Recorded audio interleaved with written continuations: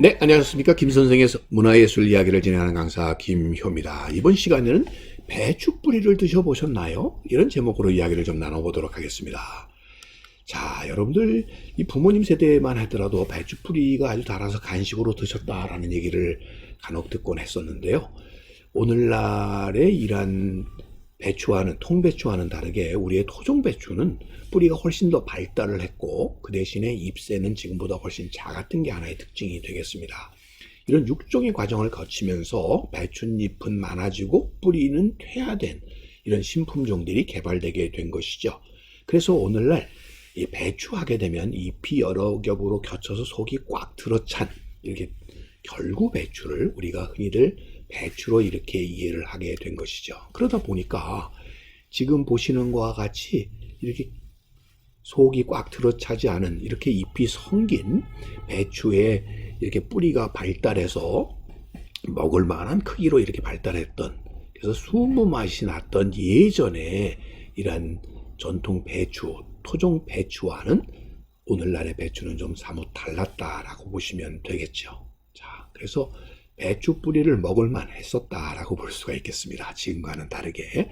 자, 보시다시피 그래서 토종 배추라는 것은 이렇게 통배추와 같이 결구가 되는, 지금 오른쪽 밑에 보시는 이런 배추가 오늘날의 배추와는 달랐다는 것이죠. 그래서 속이 들지 않는 비결구나 반결구의 형태로서 이게 바로 대표적인 개성배추가 되겠고요. 지금 이렇게 야생화된 곰보배추라든지 아니면 구옥배추 같은 것들이 우리의 전통적인 토종배추였다고 보시면 되겠습니다. 자, 그러다 보니까 개성배추나 경성배추라는 게 우리의 토종배추로서는 특히 유명했었는데, 배추라고 하는 것은 원산지가 중국입니다. 그래서 기원전의 주나라 때부터 재배가 시작이 되어서 남북조 시대 때 남쪽에서 먼저 발달을 해서 북쪽의 7세기에서 10세기 사이에 북쪽으로까지 이렇게 전파되어 전국으로 확산이 되었다고 그러고요. 우리나라는 13세기 고려 시대 때에 처음에는 송채라고 해서 한약 재료로 처음 소개되면서부터 유입이 되었다라고 보시면 되겠습니다.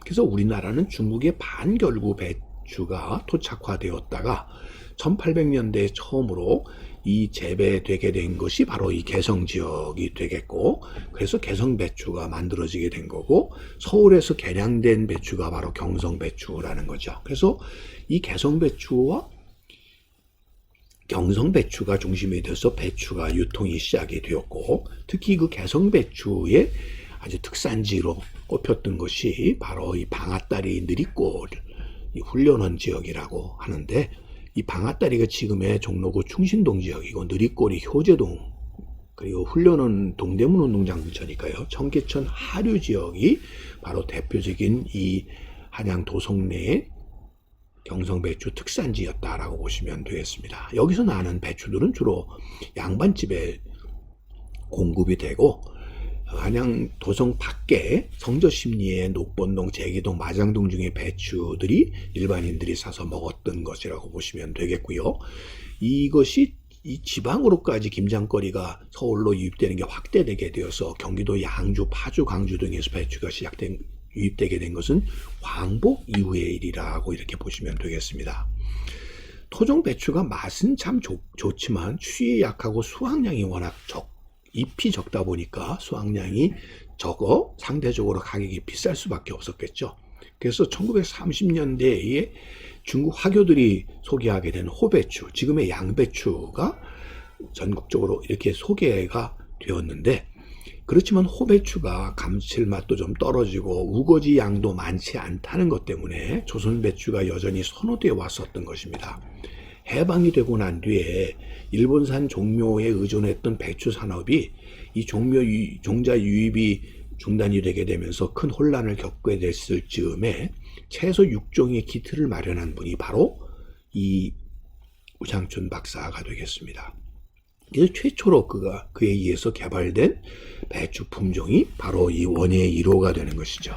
그래서 여러분들 이 원예 1호, 2호 이렇게 생산이 되면서 이제까지는 다르게 결구 배추들이 나오게 된 것이죠. 그래서 김장하기 좋은 이런 품종으로 점차 오늘날까지 개발되어 온 배추, 이것이 바로 오늘날 이 통배추가 되겠습니다. 우리 역사에서 이 김장의 역사를 한번 되짚어 보게 되면 고려시대부터 김장이 시작되었다라고 하는 것을 이 이규보의 동국이상집에서 확인해 볼 수 있습니다. 물을 소금에 절여 구동질을 대비한다라고 하는 말에서 확인해 볼 수가 있겠고요. 조선시대에 오게 되면 동국세식이라든지 농가 원령가에서 확인해 볼 수 있습니다. 가정의 1년 계획으로는 봄 장당국이와 겨울 김장 당국이가 중요하다라든지 무배추 케어드려 김장 하울이다라는 것을 이런 기사들을 통해서 확인해 볼 수가 있겠는데, 이 시기에 김장이라고 하는 것은 지금 사진에서 보시는 것과 같이 이렇게 염장을 소금으로 절이는 것이었죠. 그래서 무 꺼먹지나 배추 삭힌지와 같은 것으로 여기에 고추 씨를 같이 넣어서 이렇게 절여서 겨우내 이렇게 저장해 두었다가 이른 봄의 양식으로 쓰는 등의 것이어서, 오늘날의 이런 붉은 고춧가루가 잔뜩 들어간 붉은색의 통배추의 역사는 그 당시와는 달랐다라고 보시면 되겠고요. 보시는 것과 같은 이런 삭힌지의 형태였다고 보시면 되겠습니다. 그래서 오늘날의 이런 통배추 김장이라고 하는 것은 1960년대부터 시작이 되었다라고 볼 수가 있겠습니다. 왜냐하면 이 시기에 와서 이 속이 꽉 찬 배추가 널리 보급되기 시작했기 때문이라고 보시면 되겠고요. 그래서 이 왕십리 배추밭의 시대가 막을 내리게 되고 뚝섬 배추밭이 전성기를 이루게 되었는데, 그런 뚝섬 배추밭의 전성기도 이 사람 인분을 비료로 쓰는 이런 재배 특성 때문에 결국 나중에는 인분 재배 금지령으로 날벼락을 맞게 되게 됐고요. 그렇게 되면서 영호남 지방의 남도 배추, 또 강원도의 고냉주 배추, 또 비닐하우스 재배는 봄배추 등이 결국 이를 대체해서 우리 식단에 오르게 되었다라고 보시면 되겠습니다. 자, 80년대에 들어서면서 그에서는 결국 이런 토종 배추들은 점차 밀려나가게 되고 속이 꽉 들어찬 이런 통배추가 결국 우리의 중요한 배추로서 겨우내 식량 자원으로 이렇게 점차 자리 잡게 되었다라고 보시면 되겠고요. 요즘에 이렇게 전국적으로 김장들을 하시는 것 또한 바로 오른쪽에 이런 통배추를 가지고 김장을 담근다고 볼 수 있겠습니다. 자, TV에서 이 옛맛으로 지금도 지켜지고 있는 예로서 구옥배추로 담근 충남 예산의 삭힌김치를 이렇게 소개되는 것을 한번 본 적이 있습니다. 자, 이것이 바로 우리의 전통적인 비결구 배추를 가지고 김장을 이런 삭힌 형태의 것으로 숙성을 시켜서 먹는 그런 김치 맛이고요. 이것이 어떤 의미에서 우리 배추 김치의 가장 옛맛을, 어머니표 김치의 맛이 아닐까 싶습니다.